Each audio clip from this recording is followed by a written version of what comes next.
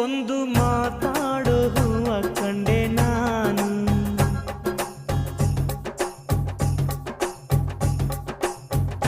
ಬಾಡದಂಥ ಪ್ರೀತಿಯ ಹೂ ನೀನು.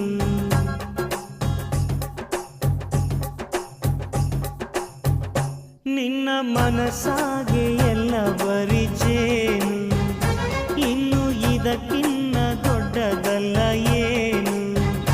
ನನ್ನ ಬಾಳ ಸಂತೋಷವೆಲ್ಲ ನೀನೇ, ನನ್ನ ಹಾಡು ಸಂಗೀತವೆಲ್ಲ ನೀನೇ.